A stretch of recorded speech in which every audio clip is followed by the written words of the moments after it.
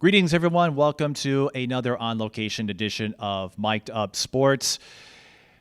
Our guest today is someone who was a decorated athlete at Benilde-St. Margaret. She's currently on summer break before she makes the trek out west to Southern California, specifically Loyola Marymount in Los Angeles. Sierre Lumpkin, who won a silver medal in the Class AAA state volleyball tournament and then won a gold medal in the state girls basketball tournament, both with Benilde-St. Margaret. So, Sierre, thanks for coming on, and I guess I have to call you a Benilde-St. Margaret's graduate now because you completed your studies, got the diploma, and are in that interim before you start your freshman season at LMU. But thanks again for coming on, and I'll start with that. What do you make of that senior year where you got to take part in a lot of state tournaments? You got to take home a couple of medals and really leave an imprint in BSM athletics.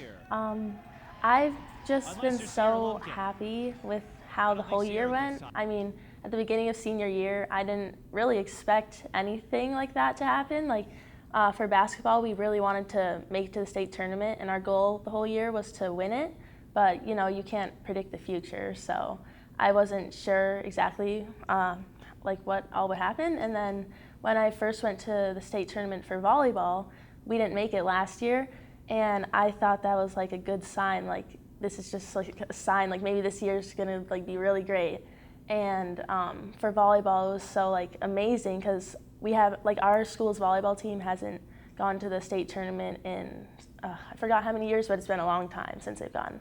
And so it was just such a cool experience to win that last section final and make it to the tournament. And then so being in the volleyball tournament with my team, that was just such a great experience. I'll never forget, and playing in front of all those people.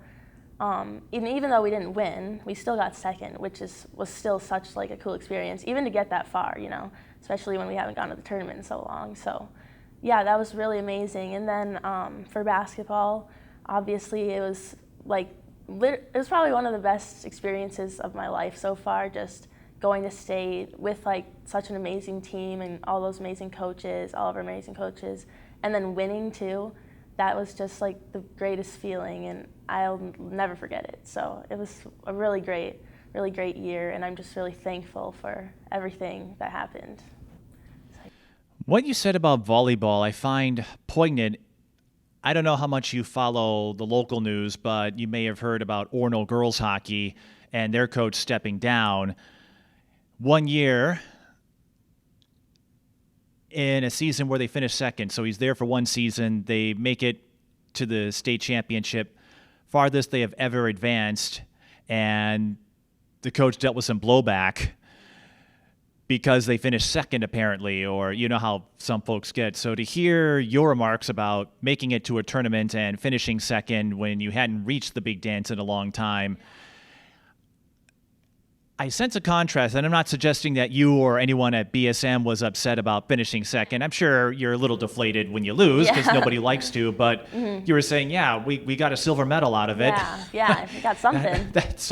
Yeah. And so if you don't mind, what's your take, what's your approach when it comes to sports? Because we get a lot of examples of this, and it's a tougher landscape to navigate, I feel, in some respects, when several of us out there, and I, speaking generally, not pointing at anyone specific, are so focused on results or how far you get or how many titles or state tournaments you make. What's your attitude whenever you suit up and go out there? I know you want to win, but what do you get out of being an athlete? I think the main thing that I always try to remember when I go into sport, any game, any practice, is the reason why I'm doing it in the first place. And it's really just to have fun, which is the whole reason I got into sports when I was younger. I just loved it.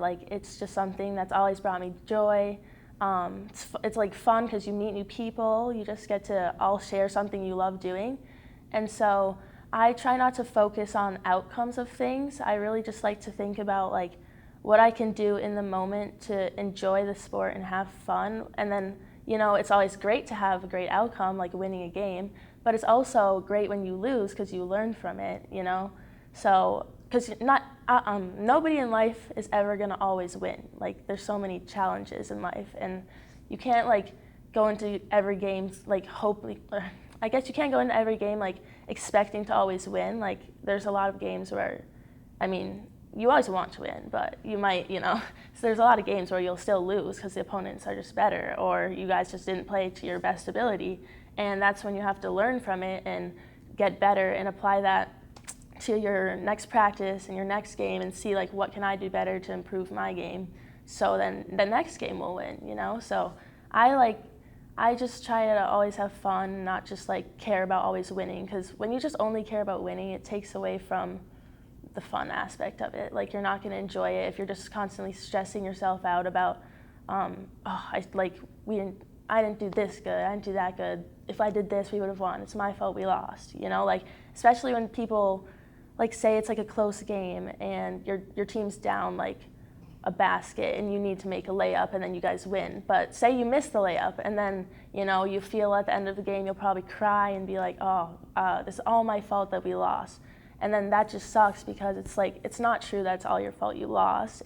You just happen to be the last person who took the shot, but there's a lot of things that the other people did, like miss other baskets that mattered, So I always have to remind myself, because like I've even gotten down on myself in times like that when I thought it was like all my fault that stuff happened, or I would find myself playing and I'd just not be having fun, and I was just like, it just took away from like my focus on everything, because I was like, I'm just not even enjoying this, So that was at a point a couple times, but now that everything's picked back up this year, I've just really enjoyed it more, and I've just loved playing, and so I like to just play and have fun and see what happens, but I never like pressure myself into like, just win, I just try my best, always try my best, and hope we win, but it's like, I just want to try my best and know that I tried my best and have fun while I'm doing it. So yeah. You gave us a long version of the phrase, you might have heard of this: you either win or you learn. Yep, exactly. And talking about your younger days, when did you get that first itch? Because I know you were a multi-sport athlete, volleyball, basketball. It looked like you were going to pursue the volleyball track before making a change to basketball, and we'll get to that as we make our way through. But what was your first memory that got you hooked on becoming an athlete? I guess playing travel basketball with my Edina team. We had a really good competitive team together. 6th through 8th grade, I guess, is when we did travel. And I just remember that's when I really started to love basketball, and I was always super competitive with everyone. And all I wanted to do was win. Like, I hated losing, like back in middle school. And then I remember there was some tournaments where like our goals, or our team's goal was always like win. Like, that was our goal. Like, never like, oh, have fun. We all just wanted to win because we were all super competitive. And so I can't remember exactly like what the game was or whatever, because it was so long ago, but I just remember there was a time when we were in the championship for a tournament, and then we didn't end up winning, so we were all super upset. But I just remember after that, like, it clicked in my brain, like, like we still had fun, we still played good, and I realized, like, even though we didn't win, we still got a lot out of it, and now we can just learn from it and play better as a team, try and win the next one. But that's when I realized, like, winning's not all that mattered, and like, I can't remember, like I said, exactly like when or what year it was, but I just remember that memory like happening, and it just kind of clicked after, and I realized like basketball is like still fun even if you don't win. Like, you can still have fun even if you're not winning, because you're all playing as a team, you're all enjoying it. Great things happen in the game that make you excited, the crowd's cheering, and that's the things you have to remember, like after a game like that. Like, you might think about all the things you messed up, you also have to remember all the things that you did good, because like, I know like myself, I would get down on myself a lot, but I just try to remember like I still did all these things good even though I might not have done other things good. So yeah. I'm glad you clarified because I found it amusing. Here you are talking about all the values you can gain that have nothing to do with the outcome, and Yeah. this little version of you was so focused on Yeah, winning. exactly. But I But who changed doesn't, over right? time. Yeah. No, I think everyone who's serious about it, no, they all want to win. Yeah. Right. You don't want to go in there and feel like you came up short, but Yeah. like that's kind of funny that you were like, here you are preaching the values and saying, oh yeah, don't focus on the wins and Yeah. this. I used to when I was little. Well, in your defense, you were much younger and Yeah. smaller, Yeah. But not quite as developed in yeah, your. I've definitely matured and realized that that's not all that matters, winning, Even though that's what people want, always to win in life and win everything, but you're obviously not going to win everything. You have to learn from the things you lose in, and then maybe you'll take that and win the next thing. So yeah. So who are the athletes you looked up to? And this could be anybody when you decided, hey, this is fun, and I'm sure you got a kick out of winning, and hopefully you learned a few things along the way when you didn't win as a younger version of yourself. But who are the athletes you idolized when you were growing up and you were locked into this course in sports? So I'd say the first people that are closest to me that really just inspired me to always work hard and be my best version of myself would be my dad, who played professional football in the NFL for 5 years, and then he played college football at the University of Minnesota. And so he's always just been like my best role model and inspiration because he's just an insane athlete, I guess. Like that's what like all of his friends say. Like he's just been like, he tells me all of these things, and like I obviously wasn't alive when he was like in his prime era, but I know like he's just insanely athletic, and he's always been like, he's always excelled on all of his teams like throughout high school, and like so he's just really like pushed me to be my best and always work hard. And like when I get down on myself, he always gives me the best advice, and he worked so hard to get to where he like his goal was to make it to the NFL, and he worked every day to make that happen. So he's definitely like my biggest role model. And then the second person I also looked up to was my older brother, Sierre Lumpkin. He played basketball at Benilde in high school, and then he went off to play basketball at Northwestern University. And I just loved, like, because I was younger when he was at Northwestern, and I just remember I loved watching him play like on TV and like going to his games every now and then down in Chicago. I just thought it was so cool how he was out there on the big stage in front of such a big crowd, like doing what he loved, and he always told me how much fun he was having. And he did say it was obviously a lot of hard work, but he felt so rewarded from it. And he always just told me, like my dad said, to just work hard for whatever you want, and it can happen. And like don't listen to people who will try and tear you down or tell you nothing you want is like possible, because like anything's possible if you just put your mind to it. So that's what my brother and my dad like definitely are my biggest inspirations. But then like aside from family, I'd say I definitely look up to Paige Beckers and Steph Curry as like basketball players, because I remember when I was younger and Paige was still at Hopkins, I was obsessed with watching her mixtapes and everything on Instagram. And like when she came to Edina, when I was at Edina, she was there playing, so it was just so cool to like see her play. And I've just always like kind of just looked up to her because she's just so amazing. And I always was like, oh, I want to do that. Like she'd do a cool move, and I'd try and learn it and do the same thing as her because, she's just so talented. And then like Steph Curry's, I've definitely looked up to him because he's just an amazing player all around, but he's such a good shooter. And that's the thing that like really like makes me like love him so much, because he's just like, he excels so much in shooting, and shooting's one thing like I love to do in basketball. I don't know, I just really love shooting, like, threes and everything. So I just have always like looked up to him and tried to like see like what he does that makes his shot so successful, and try and like copy what he does and just practice the drills that he does and everything. So yeah, I'd say those four are my biggest inspirations. Mm-hmm. Can you let me know or remind me, because I wasn't familiar with your background, what teams your father played for when he was in the NFL? Yeah, he was in the NFL. He just played for the New Orleans Saints for 5 years. And then he got injured, so that's why ultimately he had to retire, because I can't remember. I think he tore his hamstring or something when he told me he was running in practice one day and just snapped and he couldn't recover. But yeah, he was there for 5 years with the New Orleans Saints. So. Well, I learned something. Yeah. Here I am. I've been talking about you these last couple of years and all the sports you've taken up, and Yeah. I had no idea. But typically, when I'm doing a game, I'm focused on the athletes, not who their parents are. Yeah.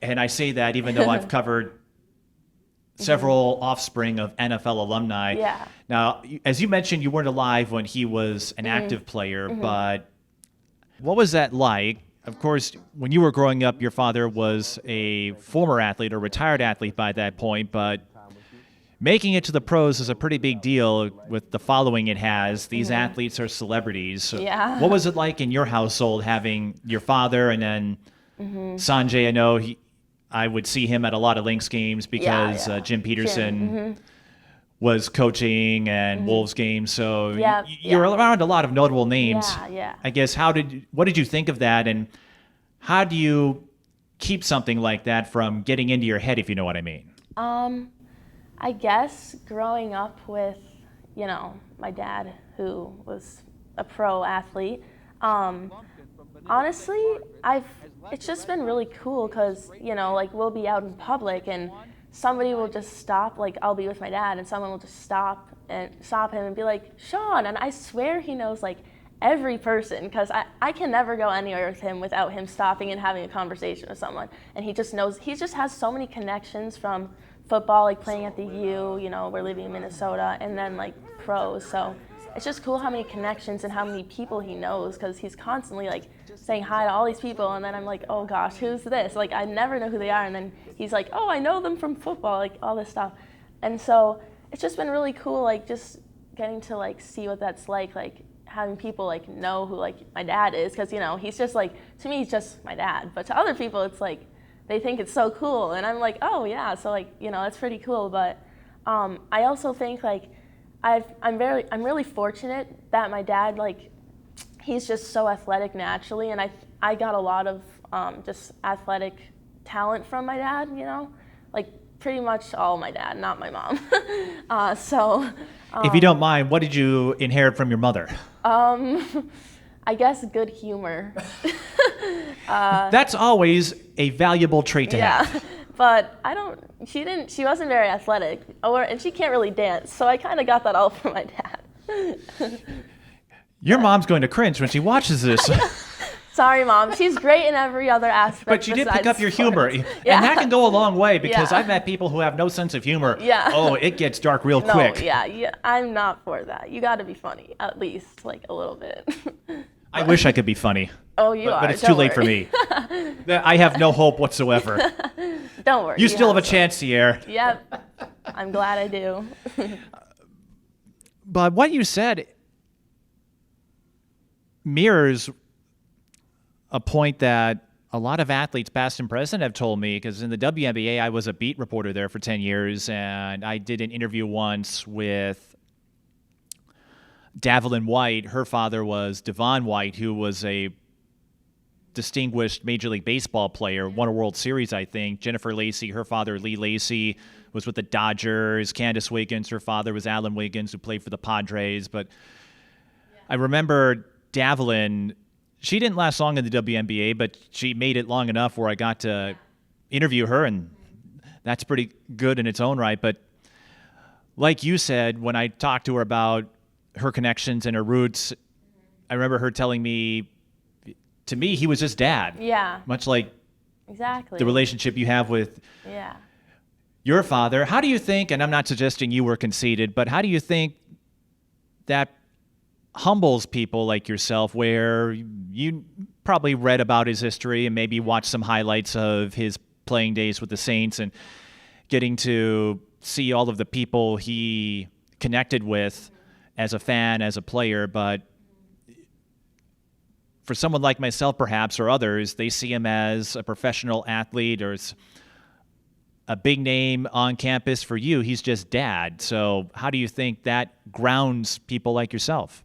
I just try and remember that he's just like so, people like don't know his true personality like I do, because I'm his daughter, so I'm around him pretty much all the time. Does he have a sense of humor? He's probably the funniest person I've ever met. Because if you didn't inherit that from him, I'd be worried. I know you got your mother's sense of humor, so all right, they both have a good sense of humor. Got a lot of humor, but he's just like, he's just so fun as a person to be around, and like all like my family friends, his best friends that we've grown up with, like everyone just thinks of my dad as like a big goofball, basically. Like he's just always like there to have fun, always making people laugh. He smiles every time you meet someone new, you know.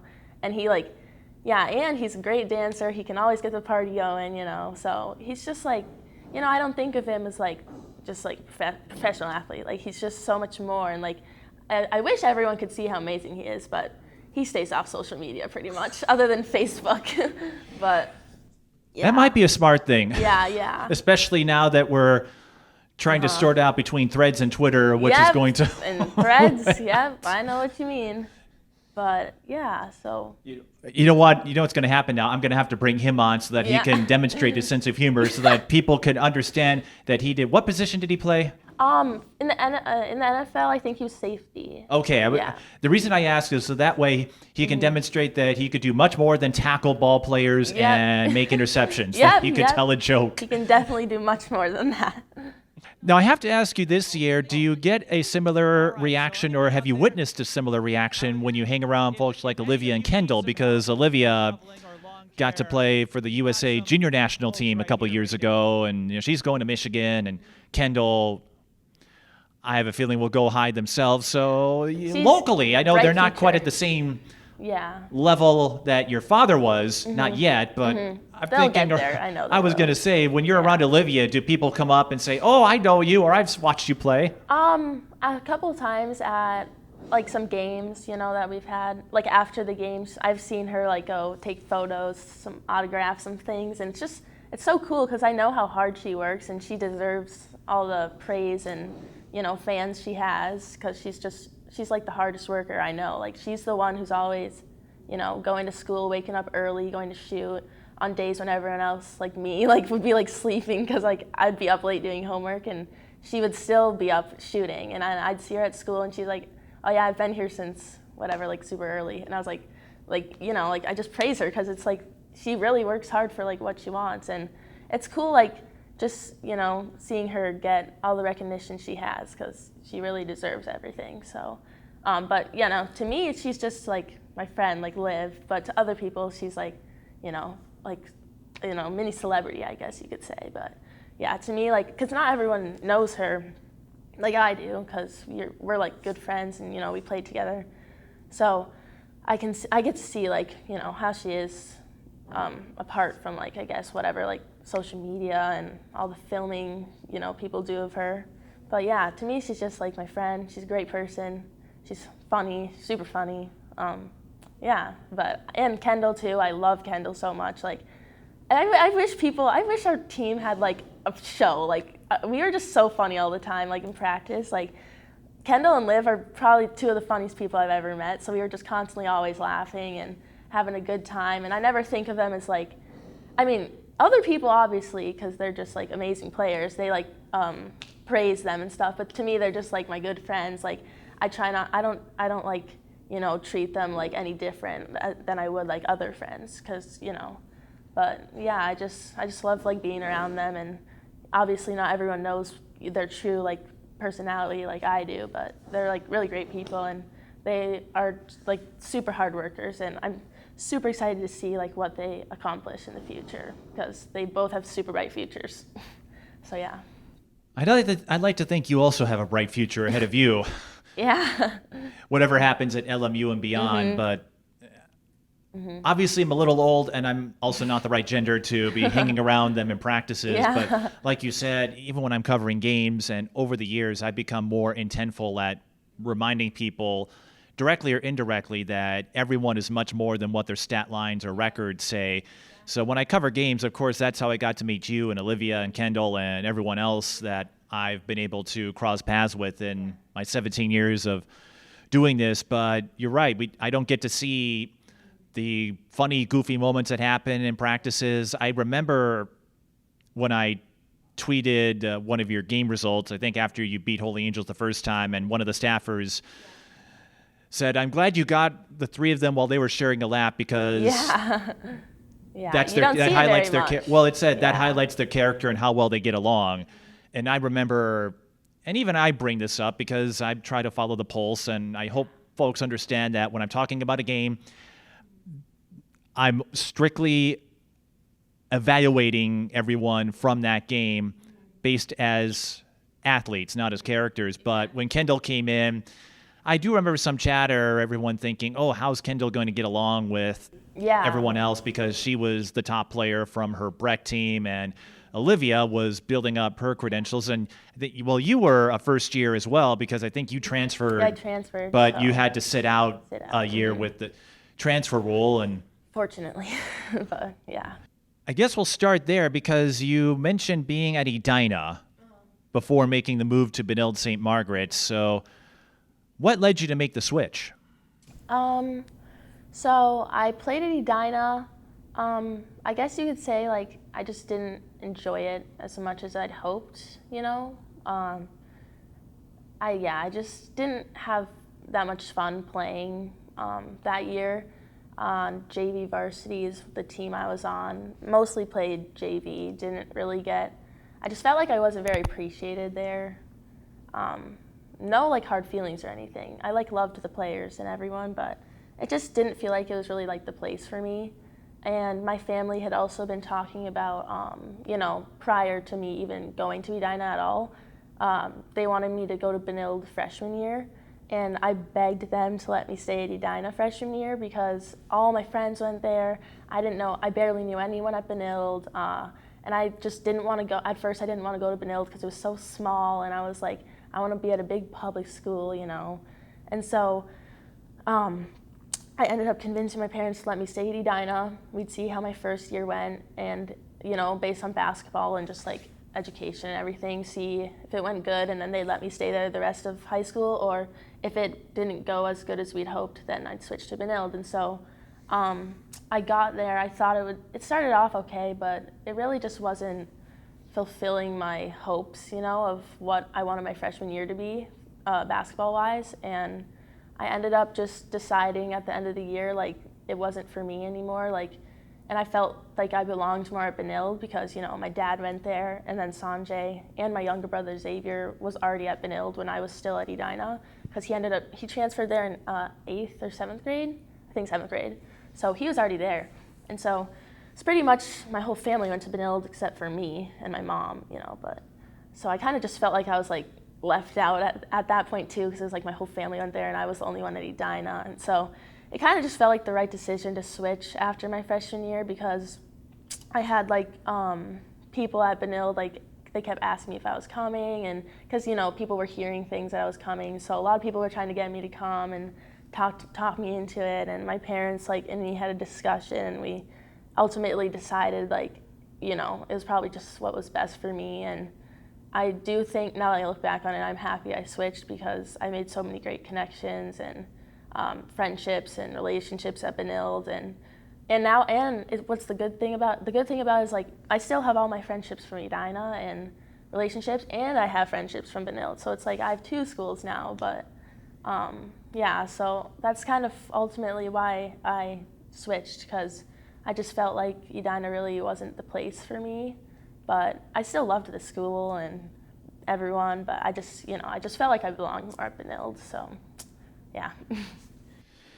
And you came in the most topsy-turvy period that any of us have lived through. That was the COVID year. Yeah. So I don't want to say if you had to pick a year to sit out, that was it. So you didn't have to worry about competing in sports, but everything was either remote or you had hard limits on spectators, all of that. Yeah.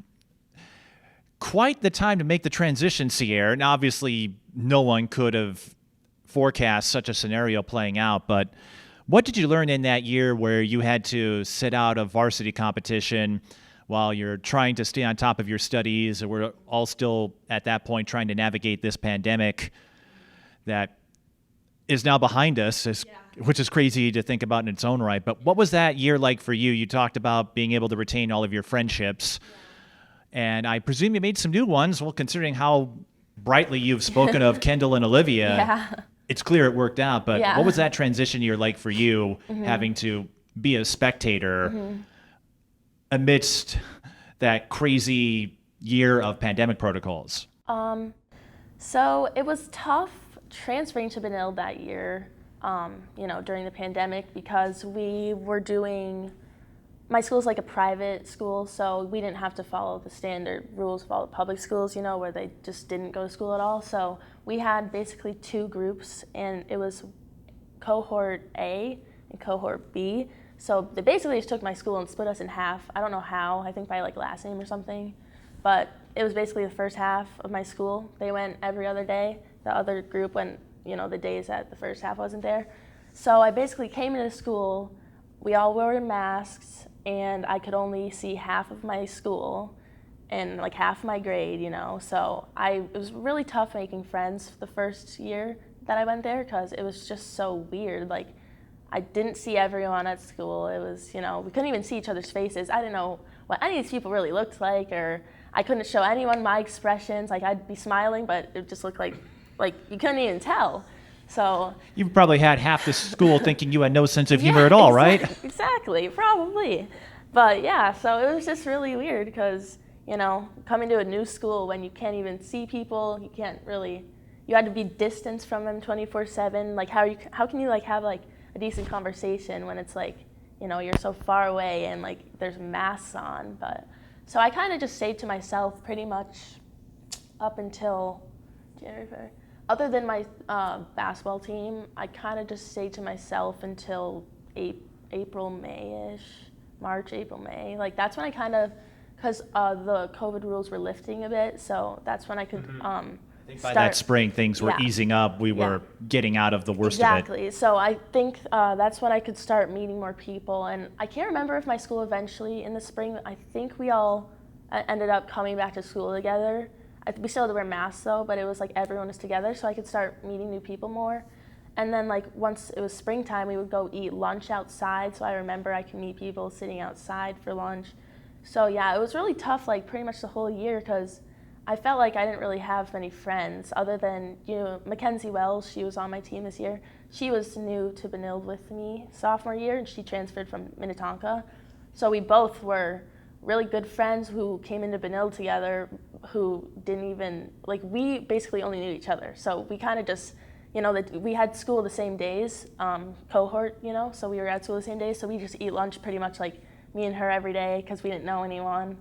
And we were both a little shy, and we wanted to meet friends, but it was just kind of hard because we didn't really know what to do because, just being new at school, we were just shy. So, but yeah, I'm happy towards the end of the year we started meeting new friends, and that's when I just remember being so happy. Once summer came, I just felt like I finally met some friends, and I was just so happy because I went the whole year pretty much on my own with Mackenzie, and obviously I made friends from volleyball and basketball too, but I was on JV, so it was just kind of tough because all the girls on varsity, they were my age, and then so there were younger girls on JV and there were younger girls on JV for volleyball and basketball. So I was still friends with them, obviously, I loved all of them, but it was just tough because not a lot of them were in my grade, and so I obviously wanted to make friends in my grade too, but but I'm just happy eventually I could make some new friends. Mm-hmm. And on top of that, the skill level is different from JV to varsity. And of course, the junior varsity players, I'll get to know some of them as they make their way to varsity, but I imagine that was a little different as well. Different groups of students who are a little younger than you are, but also they're not quite as polished or developed yet as you were by that point. Yeah. So playing on JV with them, it was really, I still really enjoyed it. I had a good time. Yeah, like you said, it's not varsity, so obviously all the best players were playing up on varsity, but I still really enjoyed it. I still improved in my game. I remember my JV volleyball team, we went undefeated that whole year. So it was like, even though it wasn't varsity, we still had a great time together. We went undefeated. I don't know if a JV team's done that before, Benilde volleyball. So it was still really fun because like I still got to play the sport and have fun, and especially going undefeated, that was cool. And then for basketball, I just remember kind of feeling really discouraged that year because I wanted to play varsity so badly because, like my freshman year at Edina wasn't really how I planned it to go. And so I worked hard and I really wanted to, play varsity at Benilde when I got there sophomore year. And then, the transfer rules didn't let me, and there's really nothing I could do about it. So I just sat out and played JV the whole year. I did what I could. I mean, I played great in JV and like helped my team win a lot, but it just wasn't the same because the competition's not near varsity. So I just feel like if I would have been allowed to play that year, like my whole like outcome of like everything that happened throughout the next couple years in basketball would have changed because, that's the year I started playing club volleyball, that's when I really started playing club volleyball, 9th grade and 10th grade. And I think like if I would have gone to play varsity sophomore year, I would have been more locked into it, and I would have wanted to continue playing and like training hard and playing at AAU.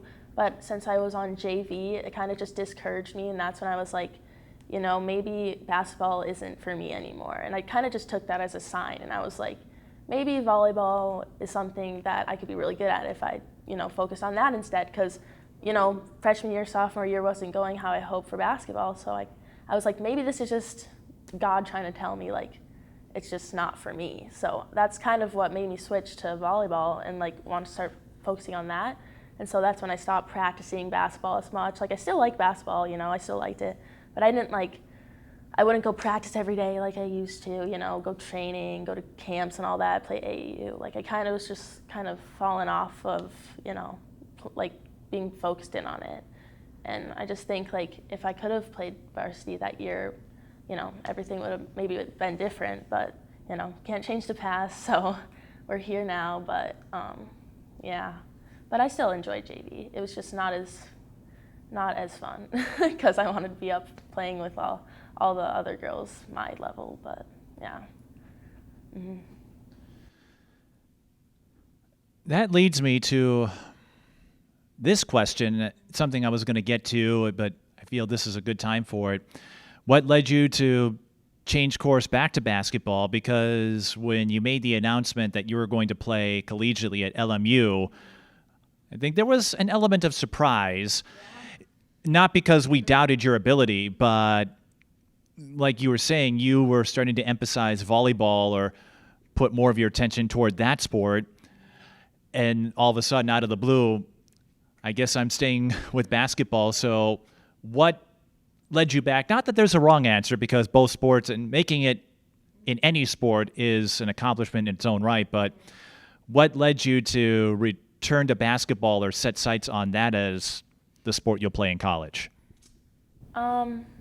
First to say, it honestly shocked me, myself, that I ended up going back to basketball because barely anyone knows this other than my high school team or a couple of my high school teammates, but this year for basketball, I almost didn't even play high school because last year, once again, I just didn't have a very good experience playing high school basketball, at Benilde. I just lost all my confidence in myself. I would get panic attacks a lot, I was just not having fun. And that's when I was like, you know what, I'm done with basketball, I'm not going to play in college. I was like set on not playing in college. And I was like, I think I just want to do volleyball for sure now, because after last year, it was like really what took the toll on me. And then, that's when I really was like, I'm not going to play basketball in college, like not if I'm like feeling like this all the time. Like I was just sad and, down on myself, no confidence, not having any fun. And then this year, something just like changed. Like I was like so surprised because, I almost didn't play after last year. I just was like, I told my coach before the season, my new coach, Tim, I was like, I don't know if I'm going to play, honestly. Like, maybe I might just focus on volleyball. Like, and he was like, Sierre, like, he was really like trying to convince me not to quit because he believed in me a lot. And my other coach, Seth Potter, he really believed in me. So they ultimately convinced me to stay, and Olivia Olson. They all convinced me I should play. And so, I started the season off like kind of unsure. And I was playing, and then I realized, like, because they were like, you should come to the first like week and see like how you feel, whatever, like come to practice. And I was like, kind of iffy, but I was like, okay, I guess so. So I came the first week, and we practiced with the new coaching staff that we all got. And I ended up really liking it again. Like, I don't know what changed, but I was just having fun. The coaches were really confident in me, positive, and I loved my teammates. And so it just kind of felt wrong to, not play. It felt wrong to quit. And especially since it was my senior year, it felt like I just felt like I should just do it because it's like my last year. You don't know what could happen. Who knows if we'll go to state, And then That aged well, didn't it? Yeah, and it aged well because we ended up winning state. But it's just crazy how it started from me almost not even playing to helping my team win a championship. And I ended up loving it. And now here we are. I'm going to play in college. And yeah, so And you get to hang out in LA. yeah. I wish I could do that. Yeah, I'm super excited to go out there. I'm envious of your gift and your privilege. Thanks, yeah. It'll be so But I'm cool. also proud of you too. Yeah, thank you. But yeah, so I guess what ultimately ultimately helped me decide to go back to basketball, So after this whole year, I don't know if you know this, but my senior year during high school basketball season, I was bouncing back and forth to club volleyball because I was also on a club volleyball team this year at a club called Minnesota Select Volleyball. So I would have basketball practice, and then Monday, Wednesday after basketball, I'd drive to volleyball and be there till like 9:30 and then go home at like 10. So it was kind of a lot, but it's only twice a week, so I made it work. And because I was like really dialed in on getting a volleyball scholarship and hopefully going Division I, but I mean whatever I could get out of it because I was really late to everything senior year, but I don't know, I was kind of just going with the flow my whole year. Like I had no idea what was going to happen. I was just hoping just work hard, see what happens. And so yeah, this whole year I was playing volleyball, hoping to go play volleyball. And then after the state tournament, it was end of March, right before spring break. So it was getting down to the wire of choosing your college and everything. I had about a month. And after state tournament, I played pretty good in that last. Pretty good. Yeah, I played good. Did you go back and watch that last game of yours, Sierre? Yeah. So you came up clutch when they needed you. Yeah. Pretty good's an understatement. Yeah, but I'd say right after that, winning everything, and when I played good, great, whatever you want to say, that's when I kind of realized basketball was always just my first passion. I've played basketball since I was 2 or 3, and I started volleyball in 9th grade.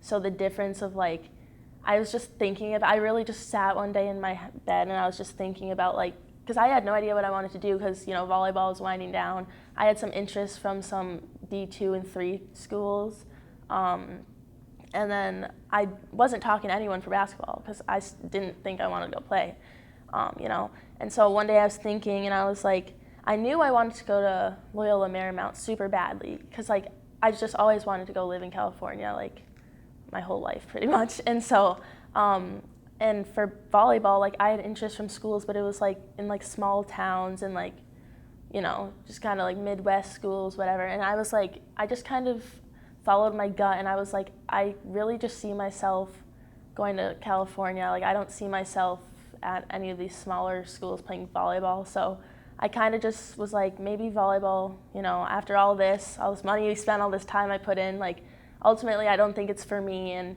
especially like I said, I'm a middle hitter and a right side, but mainly a middle hitter. And middles in college are a lot taller than me, like at the Division I level. And D1 sports has like always been what I wanted to do. Like I never really wanted to go D3 or D2. And I didn't have interest from D1 schools for volleyball because, I mean, I'm just not skilled enough for middle hitter, and I'm not tall enough because, you know, I started in 9th grade compared to girls who've been playing their whole life. So it was just a lot harder to, you know, make a Division I volleyball dream happen. And so I was like, you know, maybe just not for me. And so I was like, thinking about how I wanted to go to Los Angeles really bad, and I was like wondering like what I could do, and I was like, I mean, I still have basketball, like I'm pretty good, and my confidence really rose after the state tournament. And I like I know how much talent and capability I have in basketball. Like when I put my mind to stuff and train hard, I know how good I am. You know, I just kind of throughout high school didn't really do that because, you know, I started losing my love for it a lot. But like now that I really love it again and I'm like training a lot, I know how much like potential I have. And so that's kind of what drove me to like ultimately decide to go back to basketball. And I was like, I really want to see like where my potential will take me in the future, like just work hard and see what happens, because I know like I have a lot to offer in basketball, and I've always wanted to excel in volleyball too, but like the height aspect just isn't there for Division I volleyball as a middle, because I'm almost 5'11", and they're like, a lot of middles are supposed to be like 6'4", 6'3", 6'4", 6'5", like, and I don't think I'm going to be growing 5 more inches or whatever. So yeah, I was just like, you know, I think I'm just going to go back to basketball. It's what I've done my whole life. And you know, it's crazy because my whole high school career, it's like been all over the place. It's like, if I had one word to describe it, it'd be like a jamble. Like, I don't even know, like it's just been like, be at basketball, go to volleyball, basketball, volleyball, not know what to do, you know? And it's like crazy because it's like the last month of high school, my senior year, I finally decide what I want to do. And it took me that long to figure it out, but everything that happened leading up to then, like, I feel like I really made the right decision because, you know, I just followed my gut and my heart and ended up back with basketball. So yeah, but it just took me a while to realize how much I loved it, you know, but yeah, sorry, that was a lot, but. There is no time limit to a response, Sierre, so you could spend the entire time, the rest of the day if you want, rambling. No, that's fine. This is what it's meant for. That's why I do this. But if you don't mind, what do you feel helped you get through that mental health hurdle? Because you were speaking of having panic attacks, and I had no idea that was occurring because I would see you play, and it goes back to how I only get to see a small piece of your story when it comes to covering games. So how brutal was that? I've had friends who've gone through it, and it's not fun. It's not fun. Mm-hmm. How difficult was that, and what devices, what remedies did you use to help you get through all of that, if you don't mind me asking? No, yeah. So basically, it was just really hard because sometimes in practice, like something would happen. Say we'd be scrimmaging. It would even be the smallest thing. Like this all happened pretty much last year. Like the smallest thing would happen where, you know, I'd drive in, I'd drive, miss a layup, or I'd shoot, air ball. Something, you know, that everyone does in basketball. But I would just shut down, like I'd miss a shot and I'd just shut down and be like, I suck. I would just, you know, beat myself up, like, why are you even playing basketball? You suck at this. Like, you know, I'd be really mean to myself. And then I'd just, you know, I'd get the ball back. I would literally not even look at the hoop. I'd just look for someone to throw it to because I didn't want it. Like, I was like, don't give me the ball. I suck. Like, I don't even want to do this. Like, so it was just really hard because that's how I felt a lot of the year playing. And then, like, I would try and, like, I pretty much just had no confidence in myself. Like, I just thought I was, like, terrible. Like, I don't know why, but just something happened where everything that I used to have, like all my confidence and skill, like it just like went away somehow, like disappeared. And so I was just super down on myself all the time. And then like, say I'd get yelled at in practice or something and I would already be beating myself up and then I'd get yelled at, that's when I'd start to have the panic attacks. And like, especially when we were like running back and forth, like killers and stuff, you know, I'm huffing and puffing. And so I remember one time we were running the killers and I was already having like a bad practice and then I already got yelled at and we were running, he made us keep running and running. And I remember I started I couldn't breathe. Like I started to be like, couldn't breathe. And it just kept worsening and worsening. And I was like getting super like scared because I like literally couldn't breathe. Like I was trying to catch my breath and it just kept worsening. And then I started crying because I thought I was gonna like choke. Like I don't know what, but basically like one of my teammates who was on the team last year, Lindsay Layton, she was a captain. She ended up having to come bring me to the corner and calm me down. And she was telling me how what I was experiencing was a panic attack. And she was just like telling me to breathe and breathe. And so I was just bawling and like trying to struggle to get my breath back. But eventually she calmed me down. But then that's when I realized, because I'd never experienced that before. And then that's when I realized like I must have like really bad anxiety or something. And because the panic attacks, I was like so confused what was happening because I couldn't breathe, and it was like scary. And then I realized that was my first panic attack, and I told my mom about it. And then she was like really concerned, and then I experienced those a few more times. One happened in a game, actually. I came out of the game. I don't know what happened. I must have just thought I was playing really bad or something, and got down on myself like always. And I went around the bleachers and had a panic attack again. Come back to the bench, sit down, and like everyone like they were probably confused because I like went away and came back, but I came back with like no tears pretty much. Like I looked normal, but my mom always knew that that's what was happening because she could see. My mom just knows when something's wrong. Like she can just tell when I'm not like my normal self. So she knew that it was a panic attack, and I'd come back to the bench and she's across in the bleachers like asking me like, what's wrong? Like I can see her like asking what's wrong, and I would just always be like the same. It would just be the same thing every time, like a panic attack, and like she could see sometimes like tears in my eyes, and so it was like a really big issue for a while, and it was just so hard not to freak out all the time. And I just remember like every little thing that went wrong or something, like I would just crash and shut down, and then I would get the panic attacks when I thought I would feel like I was playing so terrible, and my coach was yelling at me. Like it would just get so bad. That's when I got the panic attacks, and I'd have to go off by myself in the corner and collect myself. And sometimes I didn't even want to go back in the game for the rest of the game because I was like didn't want it to happen again. And so that was really difficult to deal with last year.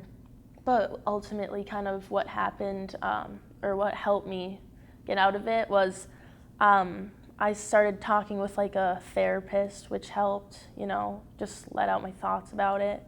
And like, I just had other support, like my family and my friends, to really, instill confidence back in me and make me feel better when stuff like that was going on. And then like my therapist would give me she would give me some tricks on like, what I can do to like, when I feel myself starting to freak out, like she'd give me tips on how to like calm down before it happened. And so when I could feel myself getting, telling myself mean things or getting down on myself, I would just close my eyes like on the bench. Like if I was on the bench, I'd like close my eyes and just like take some deep breaths.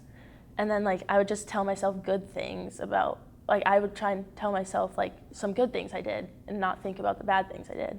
So I'd be like, oh, but I'd be closing my eyes and I'd be like, oh, I made this shot, I had that good pass. And so it would just be little things that I would try and remind myself. And then like the breathing really helped. And then when I'd get really riled up or, really anxious, I'd just count like 10, 9, 8, 7, 6, 10 to 1 and just keep doing that till I kind of calm down. But yeah, and then I guess, I don't know, it just kind of all eventually went away after a while. And then this year, I didn't have any instances like that really, no panic attacks. So it was kind of all last year, but it was hard to deal with for a while. But I'm happy that I overcame it, and, because that was not fun. It's not fun when you're constantly tearing yourself down and crying, and, it was just hard, but made it through. So, yeah. Well, Sierre, I appreciate your candidness with that. It's not easy to explore or revisit those darker periods, and you're not the first athlete who has shared some of those obstacles, difficulties, speed bumps, if you will, with me. And hopefully you come away stronger from that experience, and maybe someone else who listens or watches this might be going through the same thing. I don't know how much they played a part, but you spoke of the friendship you've built with Olivia and Kendall. I'm guessing that has gone a long way, has done a lot for you these last couple of years. And going back to an earlier point we made, when you finally got to play alongside them, when you were past that transfer rule window and could play varsity, what was that like, and how do you think that friendship guided you to the state championship that you won back in March? It's just super fun to play with them because they're such like good, like they always know what to do with the ball, or like who's open, such cool like they do all these cool passes behind their back. So like playing with like players with their skill level, like it was just so fun to experience because they would just make such cool plays, and I was like, wow, like even I, like middle of the game they do something and I'd be like I'd stop and be like, oh my gosh, that was so cool, like like just how the fans do. But I don't know, just playing with them, like we all just became closer. They really helped me, stay confident in myself, before every game. And like they even know, like they could tell last year when I'd get down on myself. Everyone just could tell, like notice, and they would always be like, Sierre, like you got it, like they just make me feel better when they could tell I was getting down. And like some games they like helped, they like kept me from like having the panic attacks because they really like just instilled more confidence in me and like calm me down when things weren't going good, So, yeah, I don't know. Just playing with them, it was just super cool, and I'm so glad that I got to experience that because, they're like gonna be my friends forever, and the fact that I got to play with them too is just like so fun, and I love playing with them. So. And of course, the big moment came, like you said, in the state tournament when you played well, and semifinals, Kendall goes down, basically destroys her knee, as we found out. So you have to go in the championship without one of the big names. And your coach, Tim Ellison, told me Olivia and Kendall, a lot of their assists came from each other, which highlights the chemistry they'd built up. So those two were locked in. Obviously not an option against Stewartville in that state championship. You took over and helped lead Benilde-St. Margaret's, and of course it wasn't just you, but everyone locked in, and you pulled it off. What do you remember from that weekend, and then having to keep your focus? I'm sure you're worried about the health of Kendall when she goes down, but you knew 2 days later, hey, we've got another game to go play. What was your approach, your attitude, and what do you think helped you carry the team, so to speak? So I'd say going into the tournament, first game, I remember we were all what was weird is that I wasn't that nervous, even though typically I'm the one who's the most nervous on the team. Like last year, like I would always be nervous. But everyone else coming up to the first game, everyone's talking about how nervous they are. They just want to, because last year we lost the first game, so everyone just wanted to get past the first game. That was the first goal of the weekend, make it past the first game, win. And so I wasn't that nervous. I just was like, it's my last year. I just want to go out, play my best, win. But so we go to the first game. We're all playing, like we're not playing as we hoped, and then DLSL's beating us in the first half, and we're all like, oh my gosh, like we start kind of freaking out at halftime because we're like, guys, we can't just like lose again. And we'd already beaten DLSL twice, and we were like, and they're a good team, obviously, but we knew like we're also a good team, and so we were like, we shouldn't be losing right now. Like we gotta like all step it up somehow. And so we all had like this big conversation in the locker room. We came back out, and that's when Kendall kind of stole the show. She did her thing. She got us up again. We were winning. Everyone was happy again because we were winning. But first half, we were all stressed out on the bench, like, oh my gosh, we can't lose this. But second half, like we were all kind of like relieved because we were like winning again, and we started like kind of just taking over the game. So I was like, all right, first game, and then we won. So I was like, first first game's complete. Now next goal is the next game. And that's when the game starts and Kendall, she goes down, she gets hurt. We're all like I was on the bench when it happened, so I just see her, fall. And all of us on the bench are like, oh my gosh, like we didn't know what was going on because she falls all the time because she's just, she's always attacking, she falls all the time. And we all like kind of were just expecting her to pop right back up because that's what she always does. Like she falls, but then she gets up and keeps playing. And so she fell and she didn't instantly get up. And so we were all like, what's going on? And then my teammate Zahara was sitting next to me, and Zahara and Kendall are like best friends pretty much, or like they're super close.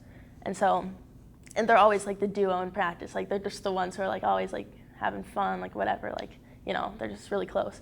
And so Zahara was sitting next to me, Kendall goes down, and then a couple minutes pass, Kendall's still down, and then Zahara started, I think, tearing up a bit, and then I was just trying to tell her, like, everything will be okay, and then she was like, tearing up, and she was like, it's okay, Kendall always gets up. Like, I remember her saying that, everything's fine, she always gets up, because she didn't want to, like, accept that Kendall might have actually gotten hurt this time, She was like, she's got it. And I was like, yeah, she'll be good. And so me and Zahara are sitting there, like, hoping, like, like, it's not bad, like, that she'd get up. And then more minutes pass, and she's still there. And then, like, eventually they brought her off the court. And then later at halftime, I think is when we found out that, like, she tore her ACL. I think that's the first thing they told us. They didn't tell us, like, the details, but she said, like, or Kendall told us she thinks she tore her ACL. So then we all started, like, freaking out because we were like, like, what are we gonna do without you? Like, and we were just sad for her because obviously, like, she worked so hard and she just got hurt, and, like, she did not deserve that, especially the game before the championship. Like, it just sucked. Like, the whole thing sucked. But I just remember, like, we were just all, like, so sad, and, like, everything was taken off. Like, we weren't even focused on the game at that point. We were all just, like, concerned about Kendall. And then the rest of that game, honestly, like, I barely even remember it. It was like a blur because, like, I was just not even, like, focused in. I'm sure nobody else was. Somehow we won. I like, really don't even remember, like, what even happened because we were all just, like, just in shock from what just happened. But we pulled off winning that game too. I think Liv played really good that game, so carried us through that one. But then we all, went back to the locker room after the game, after Kendall got hurt, and we were all in there. I think I can't remember, some of us were crying. I think Kendall came in, and then the coaches were crying, and, like, people were, everyone was just super sad because everyone just felt so terrible because, nobody wants to see their friend and teammate get hurt like that. And so, so Kendall ended up leaving early. We all took the bus back to school, and then the next day we had our shoot around. We all got together and we shot, and then I think Kendall came in late, and we all brought her, like, gifts and stuff to make her feel better. And then I remember she was getting back to her, we could all tell she was still sad, but she was, still laughing, and, she's on her crutches. And we were all just kind of, we had Mr. J, who's somebody at our school who does prayers for us. We all love him. He's like, everyone at school just loves him. He's been there for years, but he's this man who does, like, prayers for all the sports teams. So he came in and said a prayer for us and with Kendall. So that was kind of an emotional day because, she just gotten really hurt, and we were all trying to just make her feel better, and, we were all kind of just nervous about, like, the championship. We didn't have her, and we all wanted to win for her because she'd worked so hard to get us there, everything she'd done the whole season.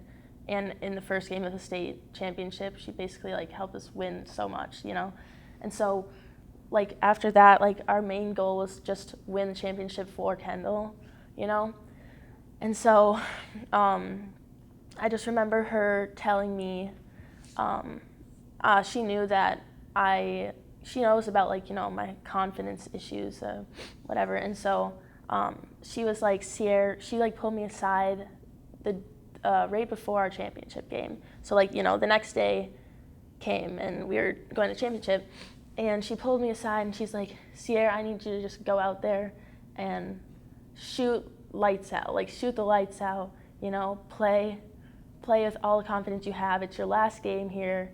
I know I'm not playing with you, but if I was out there, I'd be giving you those balls to be shooting, because she'd always like, you know, throw me good passes so I could shoot the threes. And she knows that I'm a good shooter in practice. I shoot all the time. I make them all the time.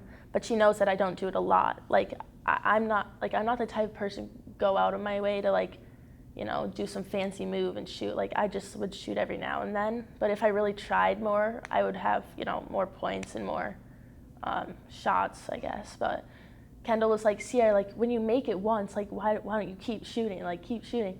And so she's the one who really brought my confidence up that day for the championship. And she's like, if you miss it once, keep shooting, who cares? And I just kept that in the back of my mind, and then shot the first one, it went in.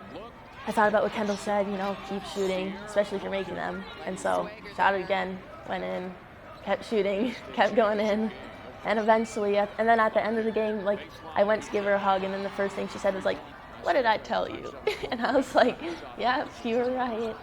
But it was like thanks to her, or else I probably wouldn't have played like that. But she really inspired me to just, you know, keep shooting and stay confident. I even airballed one in that game, and I went ahead and shot again, and I made it. So, you know, it's like I wouldn't have done that last year. If you would have caught me airballing in a championship game last year, I would have probably cried or something. Or like you would have gone back to volleyball. Yes, I would have been like, okay, I'm done. I'm not shooting again. Like I would have been like, you know, freaking out. But I airballed in front of that huge crowd.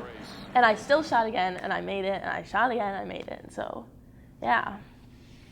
I don't know how many of my broadcasts you watch, Sierre, over the years, but there's something I've said more than once, no matter which station. If players are in a funk, I say the best way to get out of one, keep shooting. So if you airball it, forget it, just try again, because you never want to take yourself out of the game like that. So I'm glad Kendall was on you. Yeah, me too. Now, do you owe Kendall any royalties for that, or because she, with that tip of hers, or other way around? Like, how does that work? Because I know she couldn't play with you, but that message, whatever she said, stuck with you. Yeah, definitely. She probably would have been on all over you if you would stop shooting after the airball. She would have been mad. Yeah.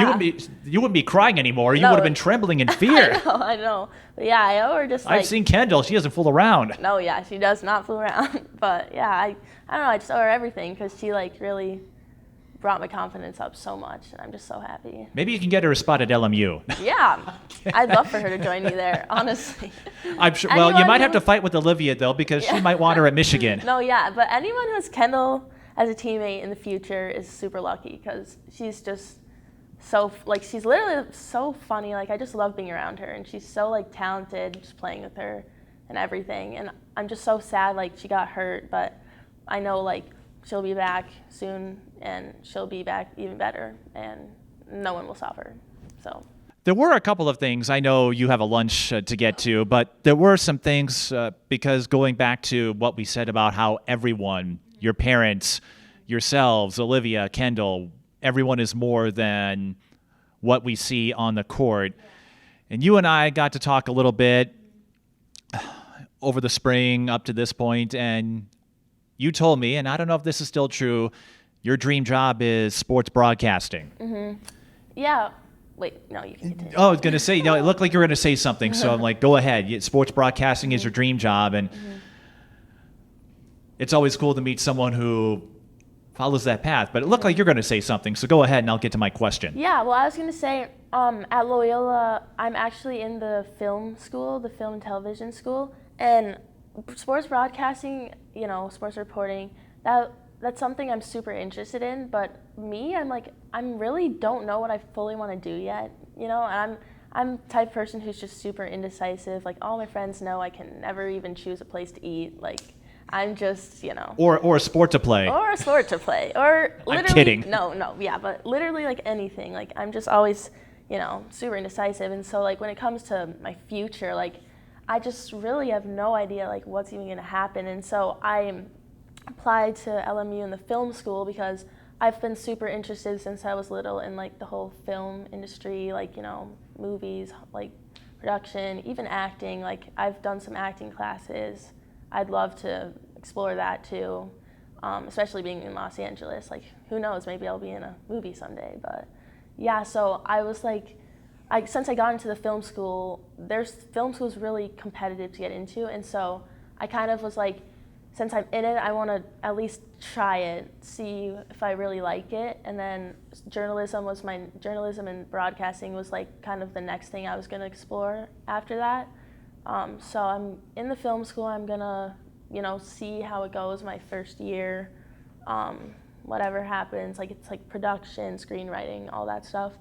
But if I end up not liking it, I'm probably gonna try and explore journalism and sports broadcasting, and even not even just that. Like, I'd be interested in like coaching eventually, like like how Sanjay does up in the NBA. Like, that'd be super cool to do. But I don't even like. I go with the flow. I let things happen in life.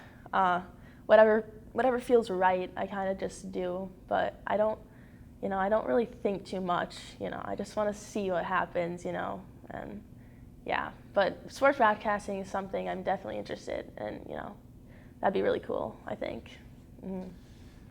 Well, that impacts the question I was going to ask you to an extent, but LaChina Robinson comes to mind. You probably have seen her in college and WNBA broadcasts. She was working in college sports administration, I think, before she made that transition. So if you still want it, it's out there. So there isn't a time limit if you wanted to try acting or another profession.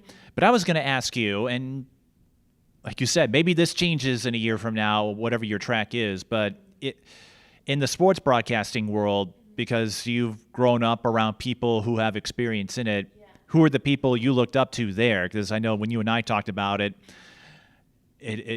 I found it fascinating, because a lot of athletes like yourself are trying to figure themselves out, and I think we've realized you can do a lot of things.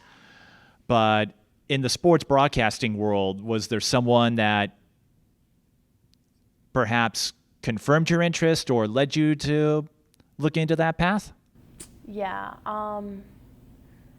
There's two people. One of them is Jim Peterson. I was like, I wonder how much he swayed you there. No, yeah, Jim Peterson. Maybe not directly, but I'm like... Yeah, I've just always thought his job was so cool. Like, he used to play in the NBA, but then now he's the Timberwolves commentator, and he was, doing stuff with the Lynx. Mm-hmm. He was an assistant coach for a long time. Assistant coach. So I've just always, thought what he did was so cool, and I always, thought, I could be good at that, because I've seen what he does, and me and him just have similar personalities. I've known him my whole life. We're both super outgoing and talkative, and I know a lot about basketball, obviously, so I could just see myself doing what he does. But yeah, and then, there was another person. You know what? I have an anecdote, or I'll share it. Maybe that other person will come to you. But you mentioned Jim being outgoing. I always joke when I would interview him for Lynx features that I was doing, because he would do a lot of work with post players owing to his position and his playing days with Houston and others. The running joke, at least that I had, was that if you asked him one question, he'd answer 5. He was always telling a story, but you could tell he really had a passionate, deep knowledge of the game, and it went hand in hand between his coaching and broadcasting. And he was grateful, and I know he still goes to Lynx games. He was grateful for his time there, and I feel even though he wasn't head coach, he played a big part in the championships they won. But he was always a great person to talk to, because he would always give you some detailed analysis of how Rebecca Brunson was working on her low post game, or a few others. Demiris Dantas, when she was here, and how he said it helped him and everyone else understand just how big this world is, because she came over and was trying to do all these things and pick up on the English language because she came from Brazil. So when you said outgoing, I'm like, oh yeah, I've gotten a taste of that. Definitely. And I'm always grateful, but you could tell the folks who just like to talk. And That's why I got into broadcasting myself, because I like to talk, and I figured, well, if I'm going to talk too much, why not find a profession where I can make use of it? And you just talk a lot, and it's worth I mean, look what you and I have been doing. Yeah, I know. You and I should hook up in the broadcast booth. For real. Pair up, I should say. Yeah, pair up. I hope you know what I meant, everyone who's watching this, especially your parents. Like, No. Hook up, pair up, sync up. Yes, that's... It's okay, it's okay. I overthink. Yeah, I don't me know, too. I'm a big overthinker. No wonder why you and I are getting along so well in this podcast. We're a bunch of overthinkers who can't make up our minds on anything. No, I know. So we just keep going.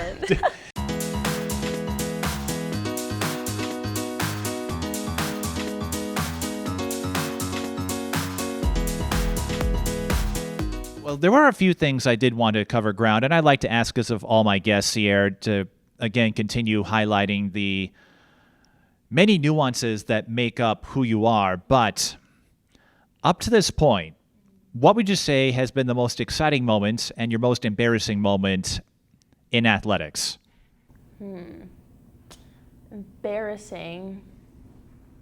Okay, well, there's the airball, the state tournament. I'm guessing that's up there. That was embarrassing.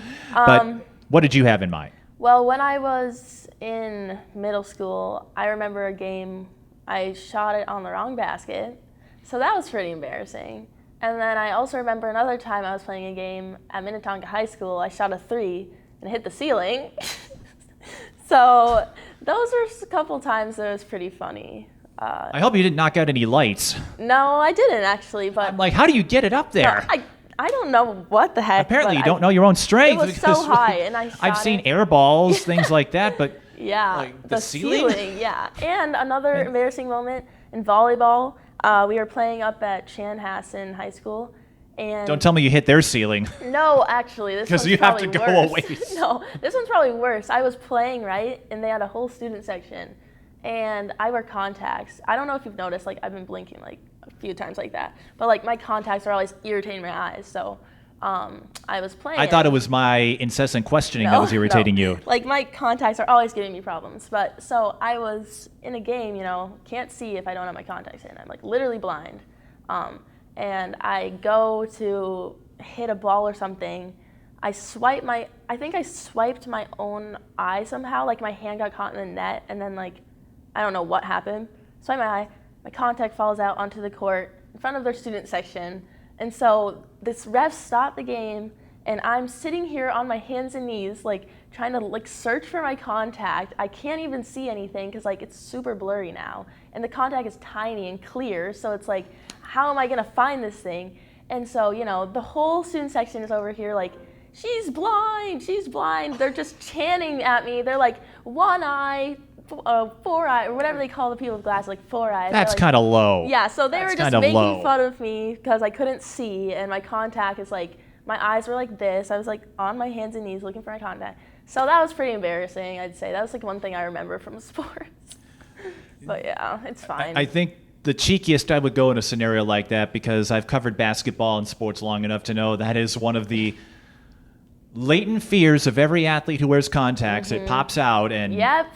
I don't wear them myself. I wear glasses, but yeah. I can understand the dread that happens when it pops out and you have to search for this little tiny clear it's not fun, but vision device on a court, volleyball, basketball, and all these people yelling at you. Everyone's looking for it. I know, and I've seen officials sometimes they'll look alongside. Yeah. No, it's like probably the cheekiest I would go was playing the Jeopardy music or something, trying to lighten the mood. Yeah, but it was just like silent people yelling at me. I wouldn't yell that she's blind. It'd be more like playing the Jeopardy or just having Kids a little are mean fun. Though, so they were just trying to make fun of me. Well, I'm glad you're not mean. No, yeah, I'm glad too, because that sucks. But hey, one thing that's good about contacts, they're not as painful as sports goggles.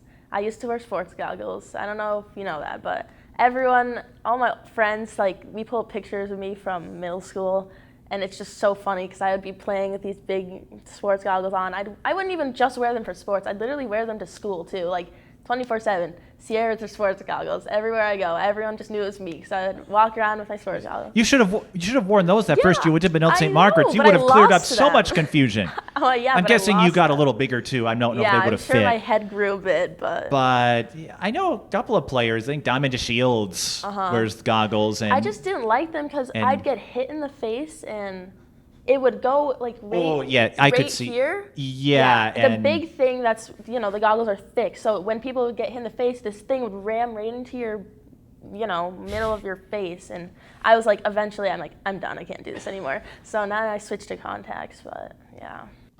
well, you've shared quite a few interesting details about yourself that I had never thought about, never occurred to me. But what would you say is the most unusual thing about yourself that people wouldn't know if they met you for the first time? Can I think for a sec? Unusual. Does it have to be like weird? Or is it just... Well, something folks wouldn't Okay. necessarily know because they see you as a volleyball, basketball player. Okay. And I don't know what your definition of weird is, but it's Okay. just something fun. That's I like, just think hey, it's when I'm not doing this is a Yeah. hobby or interest or activity I like to do. I used to love baking a lot when I was younger, at least. I still do, but just I don't have as much time anymore doing it. But I used to make these big cakes all the time, like decorate them. I was obsessed with baking. I'd constantly, every day I'd want to bake something new. And then I'd say, other than baking, I'm really good at art, like painting and drawing. And I'm just kind of, I love to do like everything. Like if you name something, I'd probably like it or probably want to do it. And like I'm just a super like outgoing, like adventurous person. So anytime there's like something new to try, like say there's like a new food, I'll eat it. Like I'm not picky really at all. I guess something interesting, like it's not that interesting. I mean, I love sushi. Like that's like my favorite food.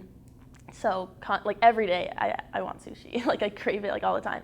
And seafood, I love seafood. So I don't know. It's just there's a lot. I love to dance. Like I do TikTok. I don't know if you know, but it's like what TikTok is. I know what TikTok is. I've posted a few videos. Yeah. For me, it's a little strange because I don't like making myself the center of attention, if that makes sense. So I'm hesitant to put myself trying dance, but not because I'm afraid of how it might look, but it's you're like I hate promoting myself. It's so weird because I'm in a profession where you see me, you hear my voice. I've been recognized in gyms. People will point and like, I watch all your games on YouTube, and then my face turns red. Like, oh, that's right. Yeah. People actually watch this. Yeah. What's funny about that is like, I used to be like that. I get super anxious when people would point me out and stuff, or like say stuff to me like that I knew like about like how they do to you. Like I'd get anxious. But then like I don't know, I started posting on TikTok in 2020, like little dances, because I just love dancing, like something that makes me happy. And so I started posting on TikTok in 2020 when there's no school, whatever, quarantine. So it was fully just me making TikToks every day, didn't have to listen to what anyone said because I didn't see anyone ever. And so then I got my following up a bit, and then like it's just kind of stuck with me ever since 2020, and it's just something I like to do. And I'm sure people probably hate on me, whatever, make fun of me, but I don't even care. It's the internet, so It's the internet. anytime Like, I get that there's always kind of haters, but- anytime I get a derogatory comment like that, it's like, well, anybody can write something behind a keyboard. How many of them would tell it to my face? Exactly. You know what I'm saying? None of So them. I people are don't just pay any mean. mind to it because they're just haters. I Yeah. don't have time for that. Exactly. Ain't nobody got time for that. Nobody got time for that. No, so for me with TikTok, I look at it as kind of a canvas. You mentioned art and painting, and you probably know about Bob Ross and his legacy. He would say it's your canvas, you create the world you want. So I look at TikTok that way, where I'm going, you know what, I'll try this out. And if it does well, great. If not, there's no penalty. Like I'm not going to get dinged because this video didn't go viral. So I just used it as an extension of myself, which basically is what can I do to tee up myself? And then I tried to find more thoughtful things. So I've had montages of people discussing mental health or people who are super tall, just put that together and I go, well, maybe this might benefit somebody. And I've also had some bloopers of my own where it was a volleyball game at Southwest Christian, and Yeah. I forgot one of the players. I forgot her name as I was going to talk to her. Oh, I got them mixed up. Yeah, It was yeah. Estelle Haugen and Annika Verink. She's so, oh my gosh, I know of Annika and Estelle. Yeah, so Estelle good. and I, I we've played talked her. here and there. Yeah.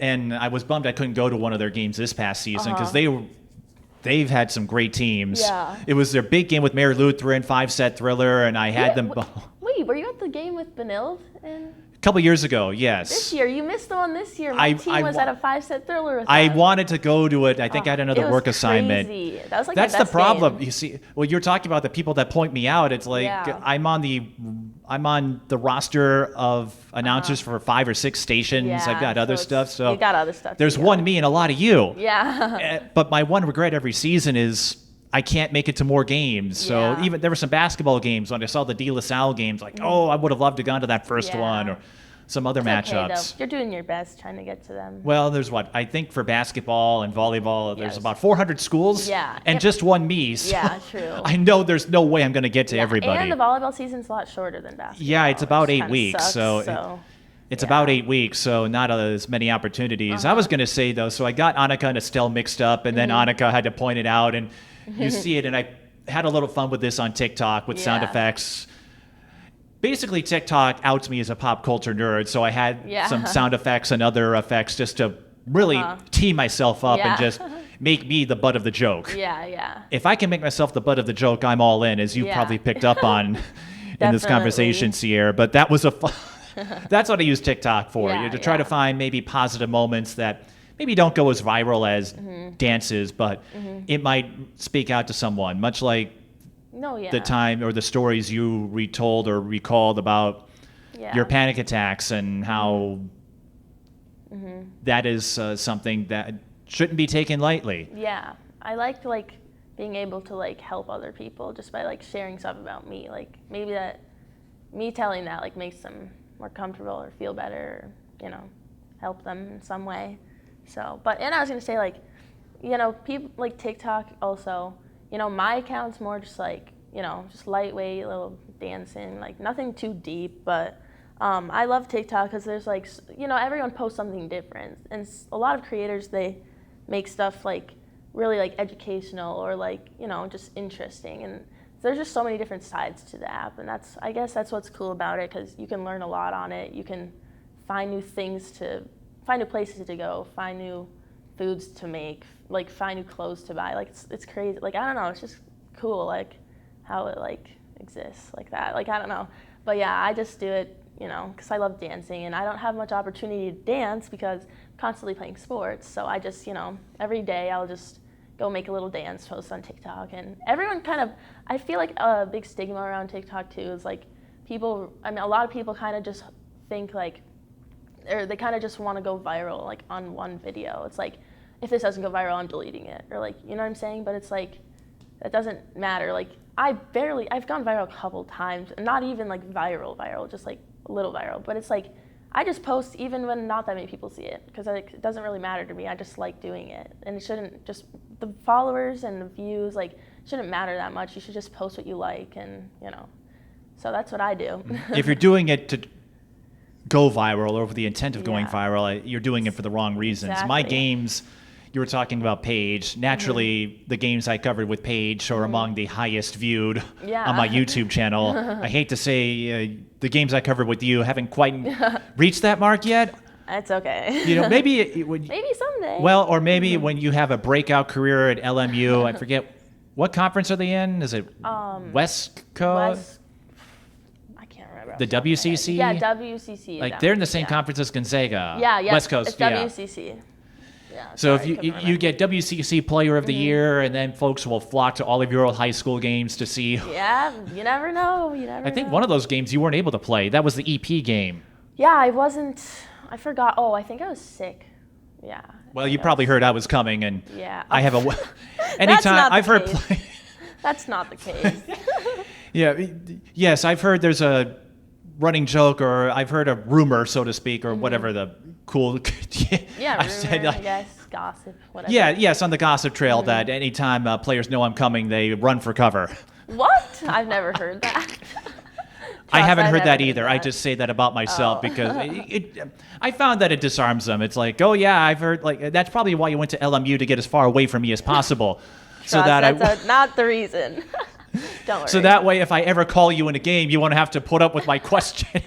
No, I'd always be open to, so don't worry. No, I do that because, like, hey, I'm not above making fun of myself. So yeah. Me trust neither. me. You can always catch me making fun of myself because I don't care. Everyone's too, like, uptight nowadays, but, like, I'm just like, oh. I just like to have fun and, like, be weird. Like, I've learned it disarms the audience when you make fun of yourself or laugh at yourself like that. And so, or like, even, all like, the time I've said, yourself. everyone who's going to LA, it's like they're probably wanting, I would do that too. Yeah. Someone once asked, what would I tell a younger version of myself? And I said I would probably run away because non-celebrities frighten me. Yeah. So I'd run away from a younger version of myself because younger me wasn't as well known yet. Yeah. And younger me would probably freak out too. So I'm like, you probably wouldn't want me to meet a younger me. That's so funny. This is going to be the most seamless segue in the world, Sierre. But on that note, with everything you've experienced, being a dual sport athlete, I'm going to say waffling, but wrestling with what sport you wanted to play in college and the recruitment process, having to go through it twice, basically. And then that transitional period, your sophomore, junior year, the sophomore year where you couldn't play, the junior year where you were dealing with panic attacks and it was eating away your morale. You've been through a lot, but you've persevered as well. So with that in mind, what would you tell a younger version of yourself?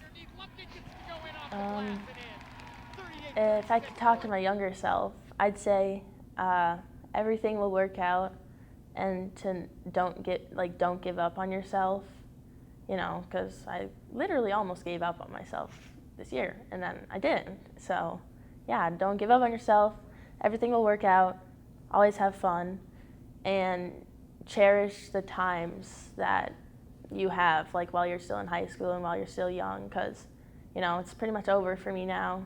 And it's sad to look back on, but you just, life every day moves fast, and every day goes by, obviously, but you just kind of just got to live in the moment and, remember all the good times you have and look back at photos and videos, obviously. But, yeah, nothing I can do other than just cherish what I got to experience. And, yeah, that's kind of what I'd say, I guess.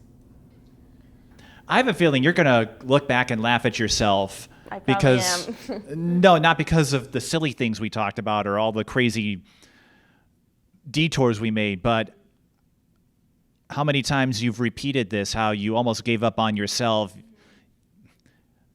A good portion of your high school career was toying with the idea of doing something outside of basketball, and you stuck with it. And even if you didn't win a state championship, look what it got you. A chance to play at the college level, a chance to visit Los Angeles. You talked about wanting to live there perhaps. And even if you don't end up living there, you'll get a chance to experience LA. And I've gone there a couple of times. When the weather's nice, it is a gorgeous place to be. So even without the titles and the accolades that came with it. Yeah. Sports has done a lot for you. So yeah. I know as a broadcaster and a fan, I'm glad you stuck it out. But thank you. More importantly, I'm glad that you were able to get the support you needed from your family, your teammates, so that you could be the best version of yourself. Yeah. And I find that most heartwarming where your mom, even if she doesn't have any dancing skills or athleticism, disco, she could do the kind of it. So even if she didn't give you any genes that have helped you get to where you are, she recognized when you were in trouble, and that is going to represent a whole lot more. You'll always have that championship, and no one can take away that state title, but knowing that you have people who will laugh along with you, maybe they'll bake with you too. Yeah. If you take that up again. Yeah, or honestly. They can laugh, they can do TikToks with you, but when something serious unfolds, they can also step in and make sure you're doing all right. Exactly. And so I'm glad you stuck with it. Again, not because of what happened on the court or in the state tournament, but I feel it gave you an opportunity to see how much you matter to all these people, your teammates in both volleyball and basketball, and your family as well, when your mother picked up on that spidey sense, I guess is the best way of putting it. Yeah, my mom, she's always there for me, and she knows anytime something goes wrong. So I just love my mom. I love my parents because they just do so much for me, and they can always help me feel better, give me the best advice, support me in anything, really, in everything. So shout out Mom and Dad if you're watching. I'm sure they'll watch this, and I hope your teammates do too, but I'm grateful for this conversation, Sierre. I know you and I have been trying to make this happen, and not just because you committed to a D1 school, but much like my game coverage, I like to feature athletes who maybe were the biggest name in their class. I know Olivia is an accomplished athlete with everything she's done, but you've played a part in Benilde-St. Margaret's history, and you have carved a path, a legacy of your own that will speak volumes no matter how many points you score. And I'm glad you were bold enough to share all the good, bad, and everything in between that got you to this point. It's not easy to have that courage to speak as detailed and as deep as you did, but I'm glad, and I hope that your example, your story will resonate with others who might be going to school at Benilde-St. Margaret's in hopes of replicating what you did, or any other school, because your journey, your experience, no matter where you go, no matter what color you wear on that jersey, I think you've picked up on this. There's a lot of shared experiences out there. And you talked about coaching. I know we were joking about this earlier, but I'm thinking, well, could she go into acting, broadcasting, or maybe you and Sanjay end up coaching together? Yeah. We've seen more women. There's so many options. We've seen more women get into the NBA as coaches. So, really cool. Yeah, you've got some connections. Yeah. And that's a great perk to have. And I hope you utilize them effectively. But whatever path you take, I'm sure they're going to be with you. But I do have to leave you with this, Sierre. I don't know if you and Sanjay did any scrimmages, but actually, were there any one-on-ones? And if so, who was did you and Sanjay, did you do any one-on-ones with each other? No, we actually haven't done one-on-ones. You've never gone against each other? I haven't actually. Well, not recently at least. Well, Maybe he was a little older though, so. Yeah, he's always just been kind of, we haven't lived with each other since I was a toddler, kid, elementary. So, I haven't really gotten a chance, but I have gone to workouts with him and rebounded for him. But it's funny you mentioned that because right before I came here, me and my younger brother were doing one-on-one at my house, and then I got ready to come here, but he did beat me by 1 point, which sucked, but yeah. Hey, you can get him back next time, right? Yeah, next time, maybe later. Well, I know Sanjay being with Atlanta and an NBA job, that is a huge time commitment, but if he pays a visit, that could be a fun TikTok. That could be. I know. I'll text him a fun TikTok, a game of horse or one-on-one. That's actually a good idea. That's a good idea. I'll write that down. You think you could call me? Well, you're around for a little while. If you decide to put it together, I would be willing to broadcast it. Yeah, for sure. I'll let you know. I would warn you because I would probably not take it seriously at all and just come up with as many puns as I possibly could. It's okay. That'd be fun. Because it would be all in good fun, and I'm not worried who's the better athlete because it's clear you have a lot of respect for Sanjay, and I'm sure he feels the same about you, but.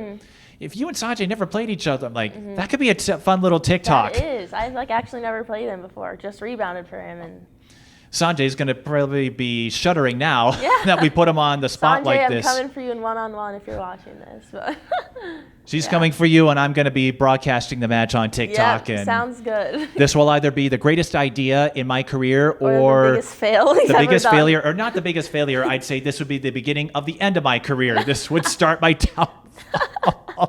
No. Either way, I think I'd have a good time. But thanks again, Sierre. We've had a lot of laughs and storytelling, and I feel like you and I could do another podcast. Yeah, we've been talking for a while. For 2 hours. This is, and I feel like we could go on for another 2 hours. It doesn't even feel like 2 hours. It felt like maybe an hour. 2 minutes? Yeah. No. Yeah. Well, best of luck to you at Loyola Marymount, and whatever happens, like I said, I'm proud of what you've accomplished, and I can't wait to hear all of the wonderful achievements that will come your way with the Lions and wherever else you may end up. Yeah. That streak of indecisiveness, who knows, it might pay off because Yeah. it got you into 2 sports. Hopefully. And I don't know, maybe there's enough time to make you into a libero defensive specialist in Yeah, volleyball. I may be almost 6 feet tall, but, maybe I can slide, dive, whatever, pass. I know you were talking about taking it up at the club level too, and you know what? Yeah. That's not the worst thing either because you can play the sport and not worry about fans or anything, records or making the tournament. Exactly. So. It's just I just like volleyball because it's just fun, and I don't want there to be much pressure on me doing that if there's already pressure for basketball, So I just as hard as it is to believe, folks, there are athletes who like doing sports because it's fun. Yeah. Always remember, have fun, or else it's not worth it. If you're not having fun, why are you doing it? That's how I think of everything. So yeah. I think that's great advice to wrap this up. Again, thanks, Sierre, and I'm glad we got to make this happen. I learned a lot about you, and again, I admired what you did at Benilde-St. Margaret's, and I think I've come away with an even greater appreciation for everything that makes you you. Thank you. Thank you so much for having me here, and I really enjoyed just this conversation because I haven't really, talked about this in a while, so it brought back some good memories, and I really enjoyed it, so thank you. I appreciate it. Well, Sierre, you can find her at Loyola Marymount starting in August, and hopefully you will see her make an impact on the court at Loyola Marymount, the West Coast Conference. And if you can't check out one of her games in person, go visit her TikTok. Yep. Or follow her on social, I guess, because you're trying something new every day, it seems. Yeah. But wherever she goes, I think we're going to hear great things out of her in the years to come. And if you have a story you'd like to share, you can contact us at social media at the Mike Peden, because if you have a story, we're happy to share it. So until next time, thanks for watching.